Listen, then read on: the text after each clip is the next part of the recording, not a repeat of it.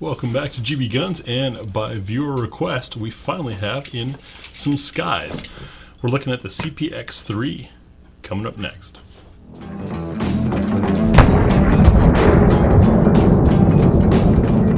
So these things are incredibly affordable, seen usually around the 150 mark, sometimes even below that. I was curious about them because, well, they're American made and priced so low, makes you almost suspicious.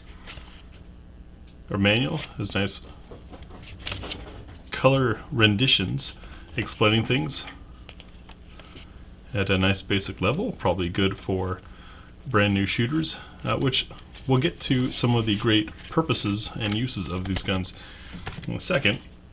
You get a coupon, at least mine did, for a discount off of a laser. And then here's what you get in the box. We have the pistol, 3 magazines, 2 keys, and a lock already installed. I'll get this stuff out of the way and we'll take a look at the gun. So the Sky being so affordable makes you maybe question some things. I've heard great stories and I've heard horror stories about these things. I gotta say, out of the box, it looks pretty good. And dirty secret, we've actually already shot this thing. Just clean it up after coming back from the range. Shot it first, then tabletop. You can see we're clear.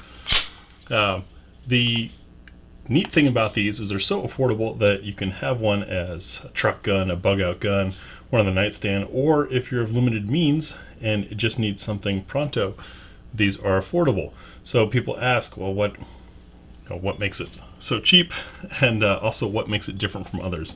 For one, you see that Roebuck quad lock laser engraved on there, and that's because if you watch the barrel here dip back and down, Browning action style, that's because this is not a blowback, even though it's 380. And what that means for potential users is that you've got less recoil and a much easier slide to rack because you're not having to overcome a very stiff spring. As you saw, this magazine is not causing slide lock all the time, but I'm okay with that, especially as a gun that might be kept with just one mag, not a spare mag. No, it is not ideal, but you do get 3 magazines. They hold 10 rounds apiece. It's a double stack 380. See if one of our other mags locks better. The mag that came installed in the gun has the finger rest. The others are flush.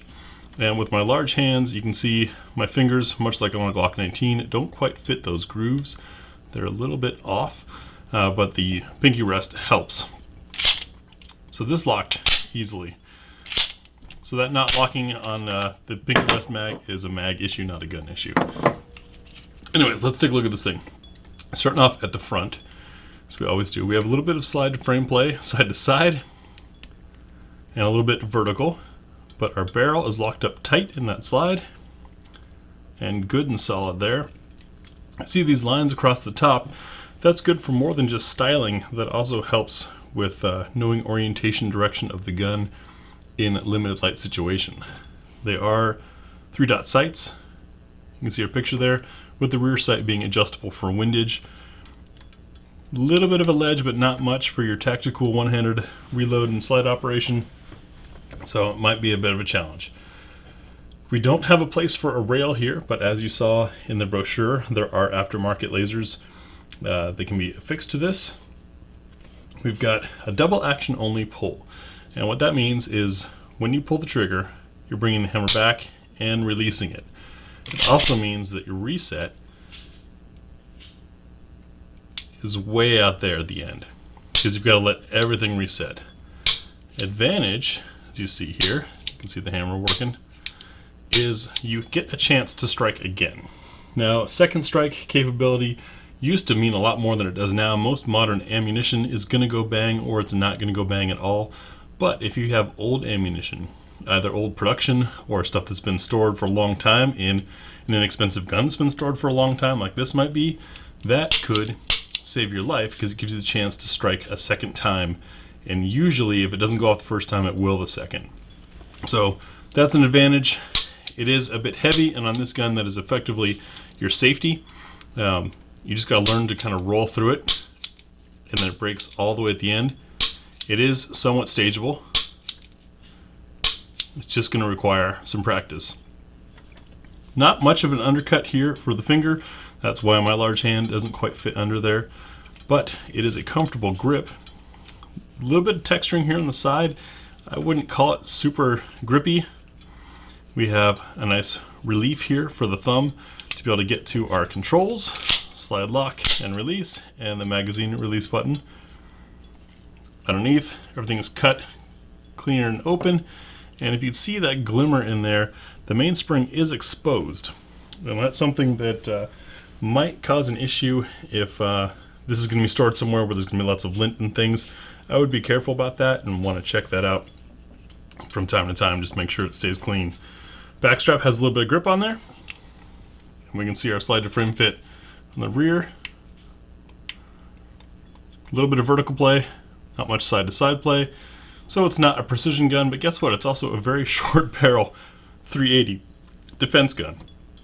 Not too worried about that. Slide serrations are there and definitely deep enough to be able to grab. And we have an external extractor.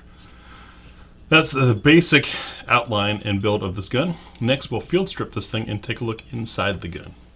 So to field strip the CPX-3, we're going to be pulling the slide back until this little guy, this pin, is lined up with that window. And inside that pin, it's hard to see currently, but there's a little ledge, a little lip. Locking the slide back gives you very easy access. And the instruction manual says to use a screwdriver. You can use the key that comes in the gun, just be careful not to bend it. Or something you probably have on hand is a piece of 380 brass. This is a live round. I don't recommend using live rounds, but it's what I've got on hand because the edge of that casing fits right in there and you just flip right out. So that with that pin out, the barrel is no longer locked. And now we can ease the slide forward. It comes right off. No need to pull the trigger, which is a pretty cool advantage. We can see looking inside the frame here that we've got the chassis type system, but the actual rail just extends a little bit. You can see where the wear is on this one since we've shot it a bit. And everything rides inside. There's our hammer. That's what we saw dancing back and forth when we were pulling the trigger. Very clean construction. Simple, it does the job. Pull out our captured recoil spring. Captured is nice because you don't have to worry about the spring going flying. It does mean that replacing it probably means replacing the whole system, and probably not going to tune it for loads. If you're worried about if your particular load of 380 is going to run in the sky, see our shooting impressions video. We run 56 grain through 95 grain. We got to unlock the barrel just like in a Browning action. And here's our barrel. Take a look inside the slide. Everything very clean.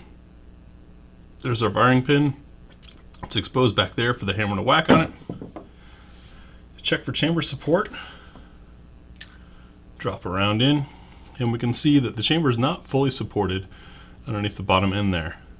What that means is you probably don't want to use reloads too often or rounds with excessive pressure like a plus P or plus P plus. But the manual warns you about that, to only do limited amounts. Really don't think you need it. It does have a short barrel, so plus P does help you make up some of that velocity, but most 380 loads are intended for short barrels anyways because most 380 guns are this size. To reassemble, we're going to slip the barrel right back in, lock it in place, put our guide rod in. And now this part can be a little tricky. So you're going to watch through this hole here. You can see the wood. Let me zoom in to show you. This is difficult to do looking through the camera and not with the naked eye. And as we pull back, looking through that hole, you want to make sure that for one, your barrel unlocks from the slide. So I kind of push down on it a little bit. Lock the slide in place, and if we look through there, you can see the point of the barrel, right? Well, we want to be able to see, rather, this groove. Here, let me pull it out, good view for you. That groove right there is what the pin is going to cross through when we reassemble. So that's what we're looking for. Get this back together. Go ahead and lock the slide back. What did I do wrong this time that I didn't do wrong the first time? Something didn't line up that time. Feels like this guide rod maybe wasn't seated right. So with our barrel forward, now we can look through, and if your barrel's this far back, it's sticking too far back. You want it to be forward, see clean through there with it being unlocked. Drop the pin in, remember to have that little ledge up so you can get it out the next time. Rotates into place, pop it in, and the gun is back together. Quick functions check. Shows everything that works. So that is the tabletop of the SCCY CPX-3. Great little affordable double stack 380. To see how this thing actually performs, watch our shooting impressions video.